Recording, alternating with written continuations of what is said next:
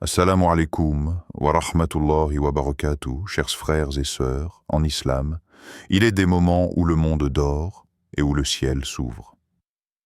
Entre 3 heures et 4 heures du matin, une porte invisible se déverrouille. C'est là que tout peut changer. As-tu déjà ressenti ce vide silencieux au milieu de la nuit, quand tout s'arrête, sauf ton âme qui appelle? Allah dit dans le Coran, et ton Seigneur dit, « Invoquez-moi, je vous répondrai. » Sourate Ghafir, verset 60. Dans cette nuit obscure, il existe une lumière que peu de gens cherchent, et pourtant ceux qui la trouvent voient leur vie se transformer. Rakat 1. L'ouverture du cœur. Il est 3h12. Le monde dort, les lumières sont éteintes, et il n'y a plus que toi et Allah. Pas de public, pas de bruit, rien pour distraire ton cœur. Rien d'autre que cette lumière douce qui filtre à travers la pénombre de la pièce. C'est maintenant. Ce moment-là, il n'a pas de prix. Avant même de lever les mains, tu fermes les yeux. Tu respires lentement. Tu sens ton cœur battre. Tu entends même les battements. Tu te rappelles tout ce qui t'a amené là, dans cette nuit. Les larmes retenues, les portes fermées, les incompréhensions, les silences douloureux, les espoirs que personne ne connaît sauf Allah. Et alors, dans un murmure que seule ton âme entend, tu formules ton intention. Ô Allah, je me tiens devant toi dans cette nuit, pour chercher ta lumière, ton pardon et ton secours. Ce ne sont pas des mots que tu répètes, ce sont des vérités qui sortent de toi, une déclaration sacrée. Tu ne viens pas pour mériter. Tu viens pour te confier. Tu viens nu de toute prétention, couvert seulement de ta sincérité. Et là, tu lèves les mains, Allahu Akbar. Non, ce n'est pas un simple geste. C'est un acte de libération. Tu laisses le monde derrière toi. Tu dis à ton cœur, rien n'est plus grand que lui. Tu entres alors dans la prière. Une prière comme tu ne l'as peut-être jamais vécue. Tu récites Al-Fatiha, mais cette fois, chaque mot te traverse. C'est toi seul que nous adorons, c'est toi seul dont nous implorons l'aide. Guide-nous sur le droit chemin. Et soudain, ce verset devient plus qu'un verset. C'est un cri discret, un besoin. Tu n'es plus en train de lire, tu es en train de parler. Et tu sais qu'Allah entend. Tu ajoutes une sourate. Peut-être Al-Ikhlas pour revenir à l'essence. Peut-être Ash-Shar pour te rappeler que même la poitrine la plus oppressée peut être élargie par Allah. Puis tu t'inclines, ruku. Et dans cette courbure, ton ego s'abaisse. Tu laisses tomber le masque. Tu n'es ni fort ni faible. Tu es juste vrai. Tu glorifies Allah. Lentement. 3 fois, 5 fois, autant de fois que ton cœur a besoin pour croire à nouveau à la grandeur d'Allah. Ensuite vient le moment que ton âme attendait, le sujoud. Tu poses ton front sur le sol. Là, entre le sol et le ciel, se trouve la clé de tout ce que tu cherches. Le monde au-dessus de toi n'existe plus. C'est là, dans cette prosternation, que l'orgueil meurt, que les douleurs remontent, que les espoirs naissent. Et tu dis, pas avec ta langue, mais avec ton être entier. Ya Rab, purifie mon cœur de tout ce qui m'éloigne de toi. Pas une phrase apprise. C'est un aveu, un appel, un serment silencieux. Tu restes là, tu pourrais rester des heures. Tu sens qu'en bas, tu es plus élevé que jamais. Parce qu'enfin, tu ne caches plus rien. Parce qu'enfin, tu n'as plus peur d'être petit devant celui qui est grand. Tu te relèves. Pas brusquement, lentement. Comme si ton âme reprenait forme après avoir pleuré en silence. Tu t'assois un instant avant de continuer. Tu écoutes non pas avec tes oreilles, mais avec ta conscience. Ce n'est pas juste une raka. C'est un retour, une première clé, une porte entr'ouverte vers une lumière que tu croyais lointaine, mais qui a toujours été là. Cette première raka'a n'est pas une obligation. Elle est une rencontre, un espace sacré où l'on peut s'effondrer sans honte, se libérer sans bruit, espérer sans preuve.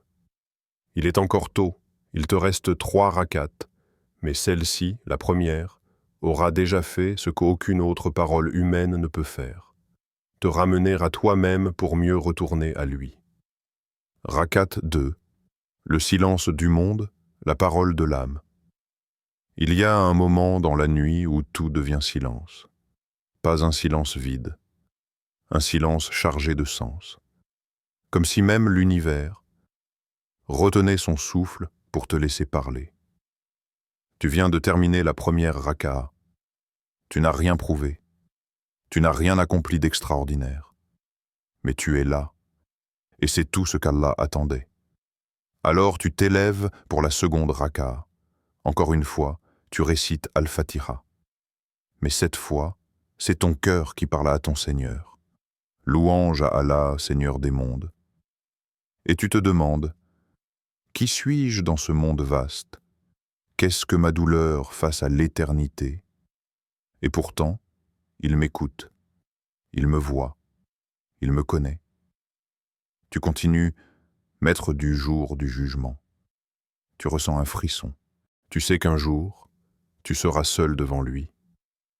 Et ce moment dans la nuit n'est-il pas déjà un avant-goût de ce tête-à-tête ultime? Tu es là, sans témoin, sans décor. Juste ton âme nue, puis tu ajoutes une sourate. Peut-être Ad-Doura se rappelle que même lorsque tout semble vide, Allah n'a jamais quitté ton histoire. Par la clarté du matin, ton Seigneur ne t'a ni abandonné, ni détesté. Coran 93, 1, 3. Ces versets ne sont pas lus, ils te lisent en. Ils traversent ta poitrine comme si le Coran te parlait directement. Et puis, doucement, tu t'inclines à nouveau. Mais cette fois, tu ne penses plus à ce que tu veux demander. Tu te laisses juste porter par ce moment. Comme une goutte d'eau qui se pose dans un océan de miséricorde. Et là vient le sujoud. Tu poses ton front au sol, encore une fois. Mais cette prosternation n'est pas comme la précédente. Cette fois, tu pleures peut-être, ou tu trembles, ou tu ne dis rien, car tu n'as plus de mots. Mais tu sais que tout ce silence, Allah l'entend. Et dans ton cœur, une phrase résonne. Ya Allah, ouvre une porte là où je ne vois que des murs. Tu ne sais même plus exactement ce que tu demandes. Est-ce un emploi, un apaisement, une réponse, un signe? Tu laisses Allah choisir. Tu ne précises pas. Tu remets, tu confies, tu déposes. Et cette sensation étrange naît en toi. Tu n'as peut-être pas besoin que les murs tombent. Tu as peut-être juste besoin de savoir qu'il est avec toi, même enfermé entre les murs. Tu te redresses doucement, pas précipitamment, comme on revient d'un lieu sacré. Tu récites le Tashahhud. Tu salues doucement l'ange à ta droite, puis celui à ta gauche. Assalamu alaykum wa rahmatullah. C'est fini. Mais en réalité, ce n'est pas du tout fini.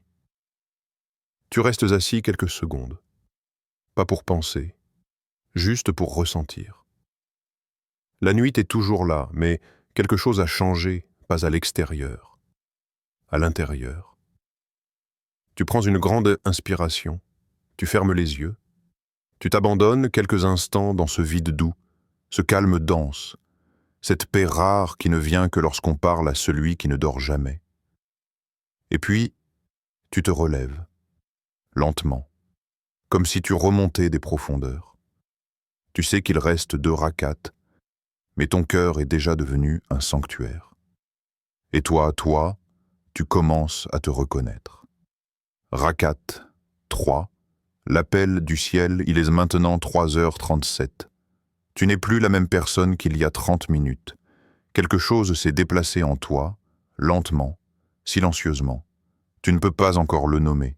Mais tu le sens, tu te relèves pour la 3e raka'a.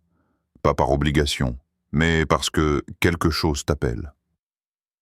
Ce n'est pas une voix, ni un ordre, c'est une attirance intérieure, une invitation subtile, l'appel du ciel. Tu lèves à nouveau les mains, Allahu Akbar. Et tu te rends compte que chaque fois que tu le dis, c'est différent. Ce même mot, cette même phrase, change selon ton état d'âme. Tu récites Al-Fatiha, mais aujourd'hui, ce n'est pas toi qui choisis les mots, ce sont les versets qui te choisissent. C'est toi seul que nous adorons. Guide-nous vers le droit chemin. Et tu penses à tous ces moments où tu as dévié, pas forcément volontairement, par fatigue, par peur, par confusion, mais tu es là, et tu demandes à revenir. Tu choisis une sourate, peut-être Al-Inshira encore, peut-être Al-Asr, ou peut-être rien d'autre que la sincérité. Tu laisses ton cœur guider ton choix, car il sait où il a mal. Puis vient le roukou. Tu t'inclines doucement. Tu ressens le poids de ton corps, et en même temps, la légèreté de l'abandon. Tu n'as plus besoin de tout porter. Tu n'as plus besoin de faire semblant d'aller bien. Et ensuite, le sujoud. Mais cette fois, tu n'y vas pas comme un simple geste. Tu y vas comme on rentre chez soi après un long voyage, le front sur le sol, le cœur ouvert, les défenses tombées. Et tu restes. Un peu plus longtemps. Tu ne comptes plus. Tu ne récites pas comme avant. Tu es juste là. Dans ce creux du monde, entre la terre et le ciel. Et tu souffles, pas avec la bouche, mais avec l'âme. Ya Allah, je n'ai pas les mots, mais tu connais ce qu'il y a dans mon cœur. Et tu sens que c'est vrai. Il connaît ce que même toi tu ne comprends pas. Il connaît tes silences, tes hésitations, tes douleurs non formulées, tes prières sans voix. Il sait. Tu ne demandes plus comme avant. Tu parles moins, mais tu ressens plus. C'est un moment sans forme, sans besoin de structure. Tu pourrais rester là pour l'éternité, et ce serait suffisant. Tu relèves la tête, lentement. Tes yeux sont peut-être embués, ou vides. Mais ton cœur, lui, commence à se remplir. Tu ne peux pas tout expliquer. Mais il y a cette paix fragile qui commence à s'installer, comme une pluie fine qui tombe après un incendie. Tu réalises que tu n'as pas prié seulement pour obtenir. Tu as prié pour te retrouver. Et tu as prié parce que, au fond, tu avais besoin d'Allah plus que de la réponse. Tu te prépares pour la 4e raka'a, mais celle-ci t'a donné quelque chose que tu ne savais même pas chercher. Et ce quelque chose, c'est le lien. Rakat, 4, la porte s'ouvre. Tu es là, debout, une dernière fois. Ton souffle est plus lent, ton cœur plus lourd, ou peut-être plus léger. Tu ne sais pas. Mais tu sens que quelque chose a changé. Comme si l'univers entier attendait que tu finisses ce que tu as commencé, une dernière raka'a, une dernière offrande. Tu récites Al-Fatiha. Mais cette fois, elle ne vient pas de ta mémoire. Elle vient de ton ventre, de ta poitrine, de cet endroit en toi que même toi tu n'explores pas souvent. Iyyaka na'budu wa iyyaka nasta'in. C'est comme un serment. Tu le redis, mais aujourd'hui tu y crois un peu plus. Parce que tu n'as plus d'autre recours. Parce que tu t'es vidé dans cette prière, et qu'il ne reste plus que ça. Lui. Puis tu choisis la dernière sourate, peut-être An-Nas, peut-être Al-Falaq, peut-être Al-Ikhlas encore. Ce n'est pas un choix stratégique, c'est un élan du cœur. Tu choisis celle qui guérit ce qui en toi ne se dit pas, celle qui te protège des choses que tu n'as jamais su nommer. Tu veux clore ce voyage avec quelque chose de pur, de limpide, sans détour. Tu t'inclines, Ruku. Tu ne dis pas simplement « Subhan Rabbi al-Azim ». Tu le vis. Tu t'inclines devant tout ce que tu n'as pas compris. Devant les pertes, les échecs, les silences, les nuits sans réponse. Tu dis « Tu es grand, Ya Rab, et moi je ne suis rien. Mais je suis là. Puis tu te relèves, et tu sens que ton dos porte moins de poids, comme si, en t'inclinant, tu avais posé quelque chose à ses pieds, quelque chose que tu ne veux plus reprendre. Et puis vient le sujoud. Cette prosternation-là, elle est différente. Ce n'est plus un geste. C'est un effondrement sacré. Tu ne fais pas semblant. Tu ne joues pas à être pieux.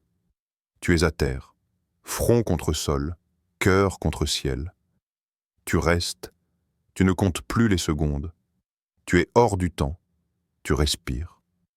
Et dans chaque souffle, il y a une demande, un cri, un pardon.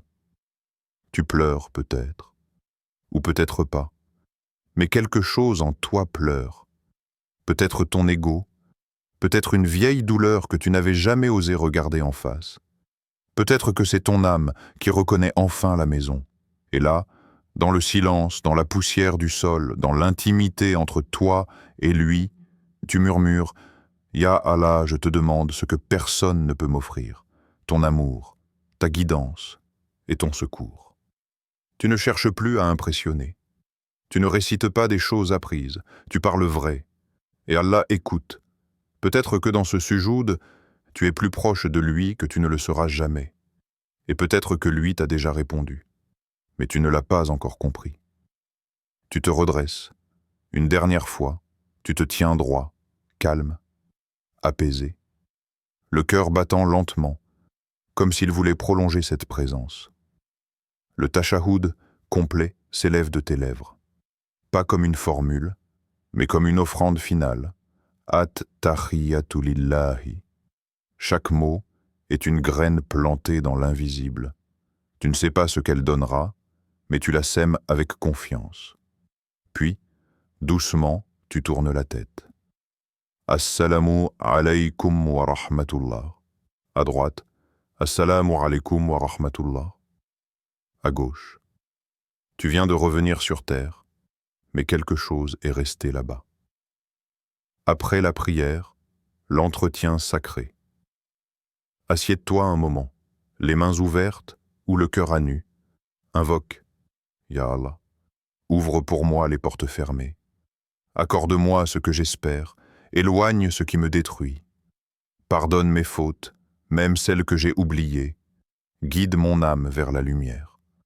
À méditer avant de quitter ton tapis. Peut-être que cette nuit, une simple prosternation m'a rapproché d'Allah plus que 1000 discours.